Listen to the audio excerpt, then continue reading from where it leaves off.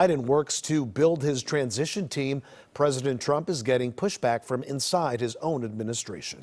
It's the Department of Homeland Security, Juan. Their top cyber experts say there is no evidence any votes were stolen or lost. And KCAL9 political reporter Tom Wade is here live with the latest. And Tom, has there been any word from the White House tonight after Arizona was called? Pat, we have not heard anything. The president has not made any statements tonight, but his campaign has insisted since election night that he would win the state of Arizona. He will not, as we now know. The president also hearing from his own cybersecurity staff tonight that the election was not compromised.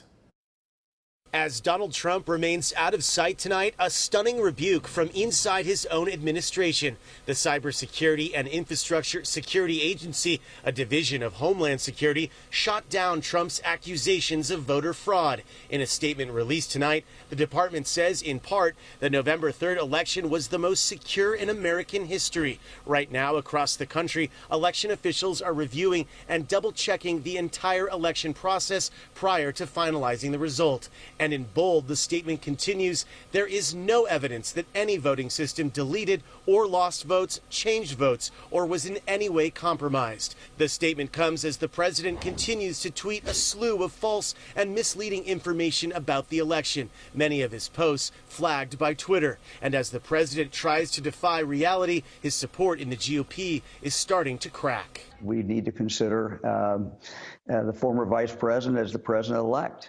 Joe Biden is the president-elect. For the sake of protecting the country, you want whoever is going to assume that office to be aware of the significant threats, because the first responsibility of any president is to keep the American people safe. Just as a matter of protecting our nation's interests, I do think that both the president and his competition here, Vice President Biden, should have access to those classified reports. But California Republican House Minority Leader Kevin McCarthy is digging in, ignoring the math.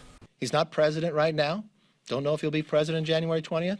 But whoever is, will get the information. Trump's media allies are urging him to give up. Fox News host Geraldo Rivera.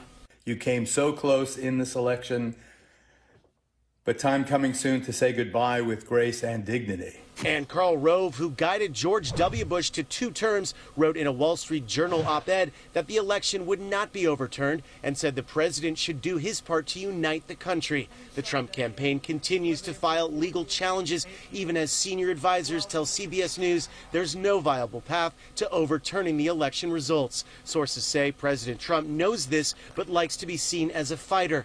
Democrats accuse Republicans of allowing Trump to perpetuate a false reality. Congressional Republicans are deliberately casting doubt on our elections for no other reason but fear of Donald Trump. Diagnosed with COVID yesterday, self-isolating here at home. CBS News has confirmed Corey Lewandowski, a top campaign advisor involved in the legal fight, now has coronavirus, one of at least 5 cases among those who attended a packed election night party inside the White House. I don't know what the hell happened to Fox, huh? And as the president stays silent on the pandemic, he is on the attack against Fox News, tweeting and retweeting a barrage of attacks on the network. Still angry, Fox called Arizona for Biden on election night, a state where Biden still retains the lead.